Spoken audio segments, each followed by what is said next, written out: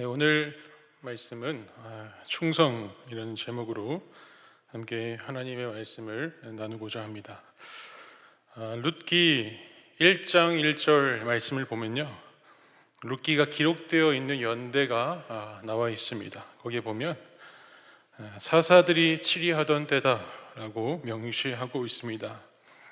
여호수아와 함께 가나안 땅에 들어온 이스라엘 백성이 여리고성을 무너뜨리는 것으로 시작해서 파죽지세로 가나안 땅을 다 제압할 것만 같은 기세가 있었습니다.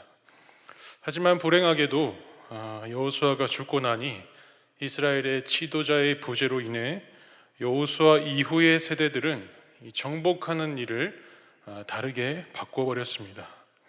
가나안 사람들을 종으로 삼아서 편하게 지내려고 했습니다. 또한 그 가나안 사람들과 협력하여서 함께 살아가는 쪽을 선택해 버린 것입니다.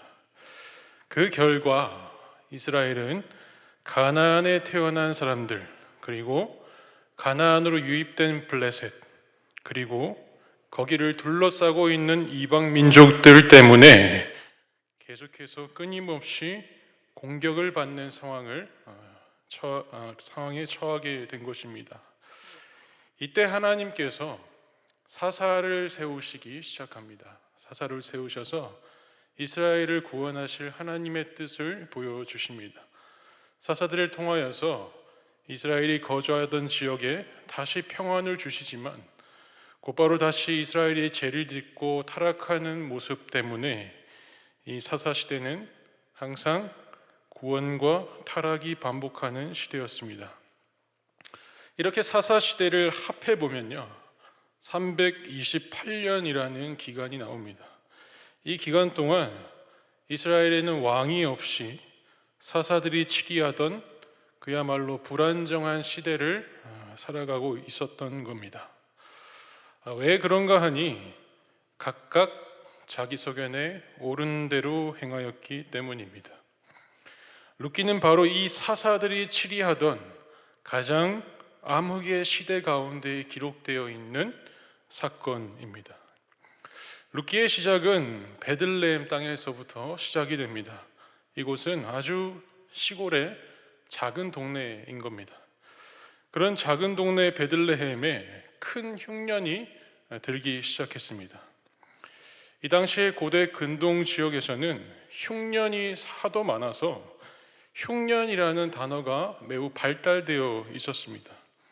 이 흉년이라고 표현하는 단어들이 여러 개가 있는데 그 중에서 베들레헴 지역에 닥친 지금 이 흉년은 가장 극도의 흉년이었습니다.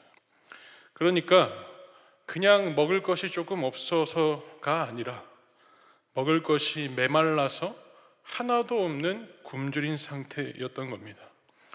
요즘으로 보면 아프리카의 기아들처럼 물 한 모금 먹을 게 없어서 흙을 파먹고 죽는 것과 견줄 수 있을 것 같습니다. 이 흉년이 닥친 이유가 정확히 기록되어 있지는 않지만 사사 시대에 각각 자기 소견대로 옳은 대로 행했다, 이 점을 비추어서 볼 때 베들레헴 역시도 하나님의 말씀을 불순종한 결과로 맞이한 징계가 아닌가, 이렇게 생각해 볼 수 있는 것 같습니다. 이 극도의 흉년 때문에 베들레헴에 살던 엘리멜렉이라는 사람이 아내 나오미와 두 아들을 데리고 잠깐 동안 기근을 피할 목적으로 이방 땅 모압으로 건너가게 됩니다. 그런데 이 모압 땅은 비가 많이 내리는 아주 풍요의 땅이다 보니까 엘리멜렉이 최초에는 흉년을 피해서 모압 땅에 잠깐 머물려 했는데 그 마음을 바꿔서 완전한 이민을 택하게 되었습니다. 모압 땅에 이렇게 완전한 정착을 하자마자 가장인 엘리멜렉이 죽게 되죠. 졸지에 그 아내인 나오미는 이제 과부가 된 거죠. 여러분, 이 당시 사회는 목축과 농경을 주로 하는 사회였기 때문에 남성의 노동력이 중심이 되는 사회였습니다. 힘을 중시하는 이 남성 중심 사회에서 남편이 없다라는 것은 정서적으로 힘들 뿐만이 아니라 사회적으로 그 누구에게도 보호를 받을 수 없고 경제적인 수입을 기대할 수 없다라는 것을 의미합니다. 한마디로 과부가 되었다라는 것은 사회적인 약자로 전락했다는 뜻입니다. 하지만 이 나오미에게는 여전히 두 아들이 있었기 때문에 나름대로의 위안을 삼을 수 있었던 것 같습니다. 모압에 이주해서 10년을 살면서 아들들을 모압 여인에게 장가까지 보냈습니다. 비록 나오미가 남편을 잃어버린 슬픔은 있었겠지만 두 아들을 통해서, 그리고 앞으로 이 두 아들을 통해서 태어날 손자 손녀를 생각한다면 나오미의 마음이 조금씩 회복될 수 있겠구나, 이렇게 예상할 수 있습니다. 그런데 이민 10년 차가 되던 해에 두 아들이 모두 같은 해에 죽게 되는 비극을 맞이하게 되죠. 처음 베들레헴에서 이주해 올 때는 네 식구였는데 지금은 나오미 한 명을 제외하고 모두가 죽어버린 것입니다. 이 10년의 세월을 보낸 나오미는 보호받을 수 없는 과부, 이 과부의 꼬리표뿐만이 아니라 이제는 자식이 없는 무자의 사람, 심지어는 나이도 많이 들어버려서 그 어떤 것도 할 수 없는 무능의 인간으로 다시 꼬리표가 더 달리게 되었습니다. 결국 모든 것을 잃어버린 나오미는 텅 빈 인생이 되어서 다시 고향 땅 베들레헴으로 귀향길을 나서게 됩니다. 이때 나오미에게 남아있는 두 며느리도 이 나오미가 가는 길을 뒤따르기 시작했습니다. 그래서 나오미는 이 두 며느리들에게 각각 자기 친정으로 돌아갈 것을 권면합니다. 사실 나오미가 이렇게 선택한 것은 대단히 위험한 생각입니다. 왜냐하면 이 나오미가 가지고 있는 유일한 것이 어쩌면 젊은 두 며느리의 노동력일 수 있기 때문입니다. 나오미가 고향에 돌아간다고 해도 무엇을 할 수 있는 노동력도 안 되고 또 돌봐줄 사람도 없었습니다. 그런데 나오미는 자신의 유일한 생계 수단이 될 수도 있는 두 며느리를 포기하고 돌려보내고자 했습니다. 나오미가 이 고향 땅과 부모에게 돌아가라 라고 했음에도 불구하고 이 두 며느리는 울면서 돌아가지 않겠다, 그렇게 어머니에게 충성하는 모습을 보였습니다.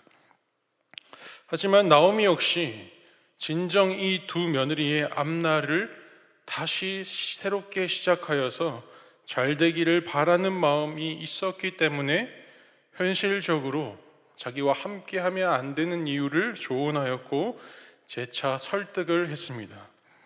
이렇게 두 번째 설득 끝에 비로소 오르바가 모압 땅으로 돌아가게 되었습니다.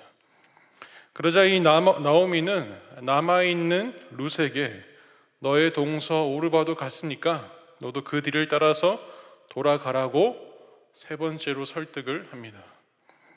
룻은 다시 고국으로 돌아가서 이 모압의 그노스 신과 그 모압 땅의 사람들을, 그 문화들을 따를 것인가, 아니면 어머니와 함께 이스라엘 족속과 그의 하나님을 따를 것인가, 두 가지의 선택의 기로에 놓여 있게 됩니다.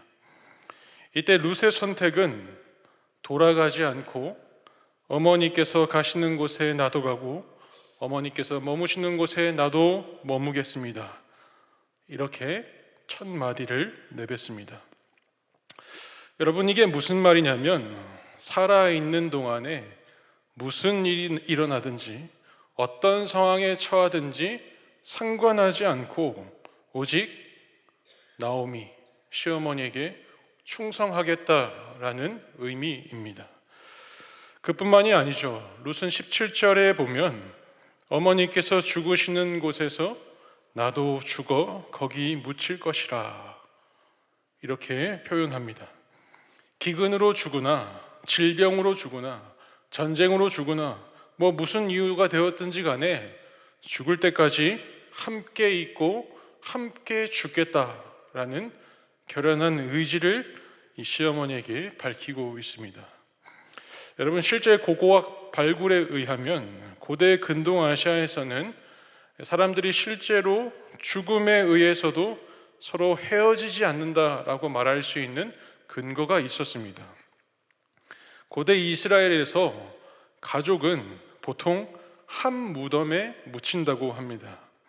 만약에 가족 중에 한 명이 죽었다면 무덤 안에 사람 모양으로 본이 떠져 있는 홈 안에 시신을 천으로 감고 그 시신을 안치시켜 놓습니다.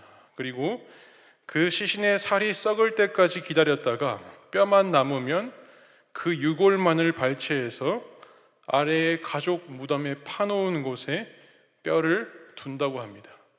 이렇게 뼈를 같이 둠으로써 죽을 때까지 만난다라는 표현을 이 시대에는 하고 있었습니다.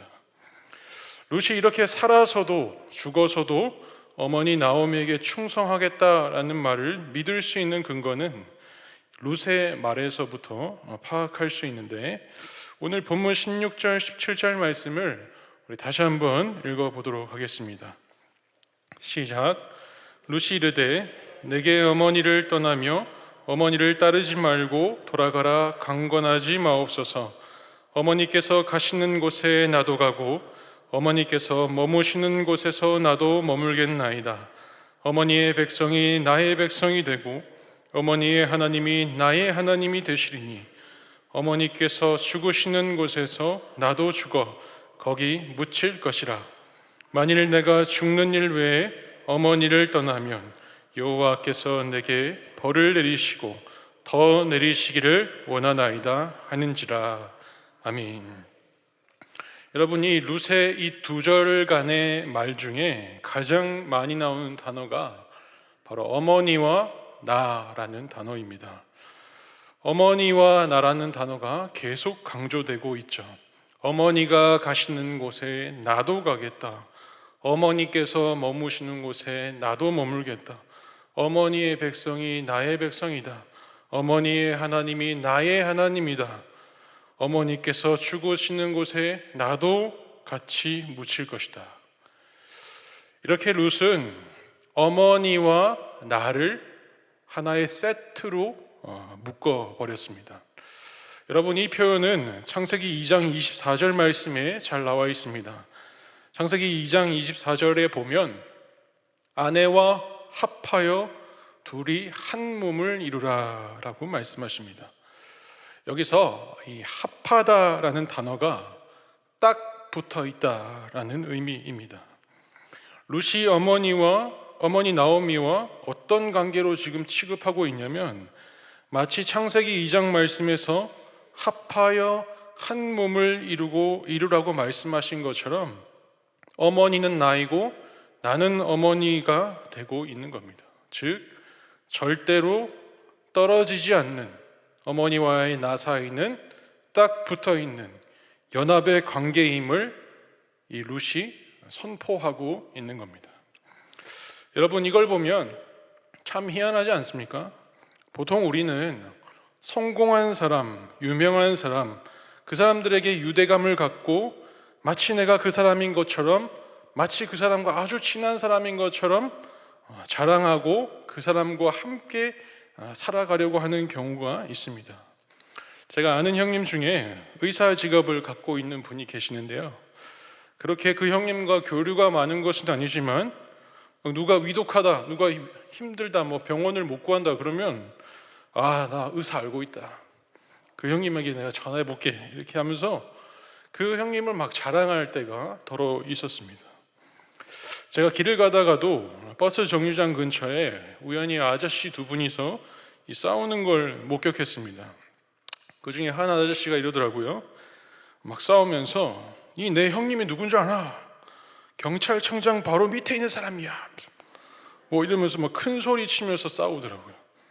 근데 여러분, 그게 친형인지 매형인지 사촌형인지 아는 사람의 형인지 동네 친구 형인지 우리가 알 길이 없잖아요. 그런데 그런 유력한 사람들과 우리 스스로를 일치시키려고 하는 것을 보면 강한 자에게 붙어 살려고 하는 것, 이것이 대부분 사람들이 선호하는 삶의 방식이라는 겁니다. 그런데 룻이 행하고 있는 충성은 전혀 여기와 다른 얘기죠. 지금 망하고 있는 사람도 아니고 이미 나오미는 망해버린 사람입니다. 근데 룻이 그 나오미와 한 편이 되겠다, 연합하겠다, 딱 붙어 살겠다, 그 사람에게 충성하겠다, 죽기까지 충성하겠다라고 얘기하고 있는 겁니다. 여러분, 앞에서 살펴본 대로 시어머니 나오미는 아무것도 할 수 없는 노인이 되어버렸습니다. 남편도 없고 자식도 없고 재산도 없습니다. 소망, 그런 거 없습니다. 절망 그 자체입니다. 살아있지만 살아있지 않는 상태가 나오미입니다.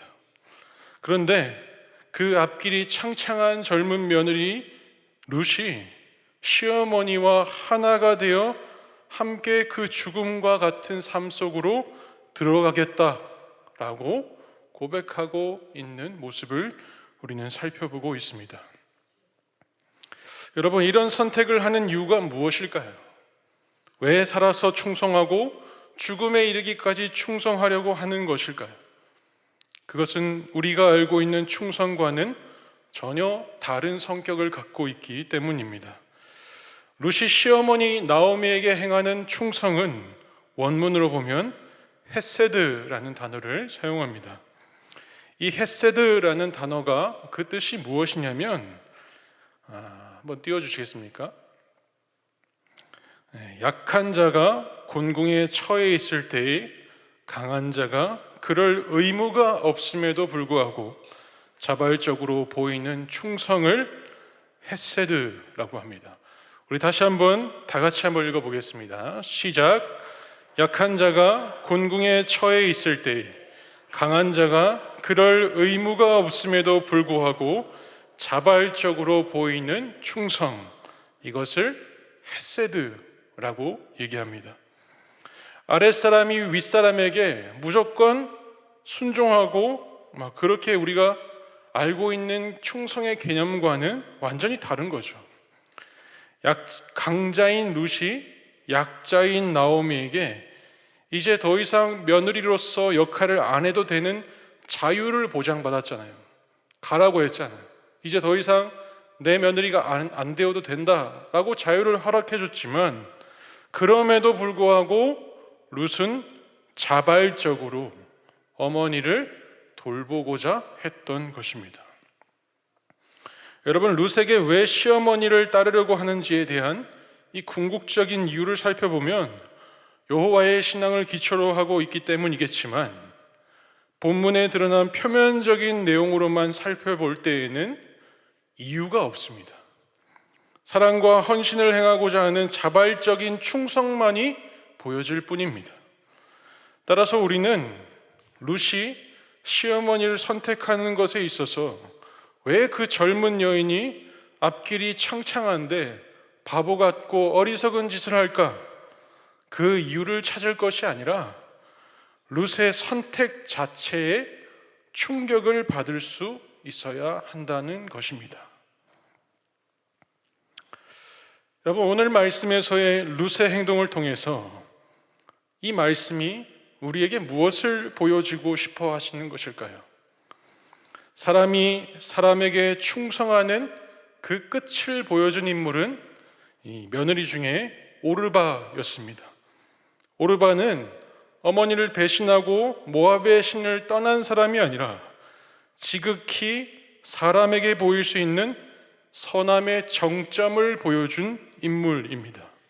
시어머니를 오르바도 마찬가지로 뜨겁게 사랑했고 시어머니를 위해서 울 줄도 알았고 긍휼히 여길 줄 알았기 때문에 비록 이방인이었지만 어머니가 떠나고자 하는 그 베들레헴 땅에 여호와의 신앙을 따르고 베들레헴의 어머니와 함께 발걸음을 하려고 했던 인물이 오르바입니다. 그렇다면 룻은 무엇을 보여준 것일까요? 사람이 보여줄 수 있는 충성이 아니라 하나님께서 사람에게 보이시기 원하셨던 충성이 무엇인가를 이 말씀을 통해서 보여주고 있는 겁니다. 루시 하는 고백과 행동을 통해서 오직 하나님만이 하실 수 있는 조건 없는 사랑이 무엇인가를 보여주고 있는 것입니다. 사랑하는 성도 여러분, 이 충성이 무엇입니까? 강한 자가 약한 자와 하나 되어 약한 자를 약한 자리에서 일으켜 세우는 것입니다. 여러분, 이런 충성이 말도 안 되고 있을 수 없는 것일 것처럼 보이지만 실제로 죽음으로까지 간 충성이 있었습니다.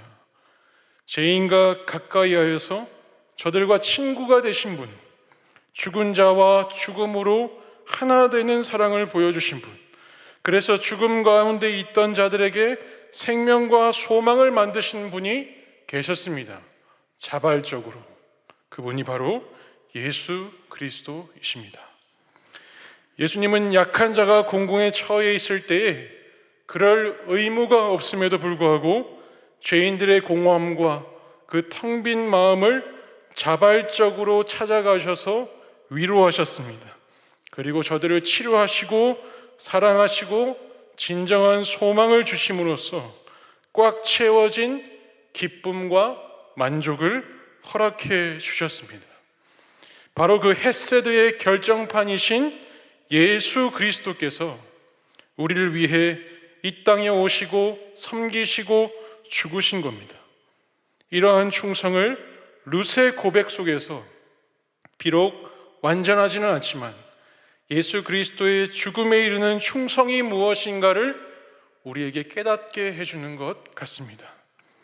사랑하는 성도 여러분, 우리의 인생은 나오미와 같이 텅 비어있는 인생임을 기억했으면 좋겠습니다. 무언가를 소유하고 있는 것 같지만 실상은 공허한 인생 가운데 우리가 살아가고 있습니다.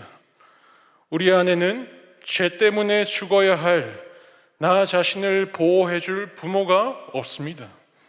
우리의 삶이 부유하고 평온하도록 울타리가 되어주는 남편도 아내도 없습니다.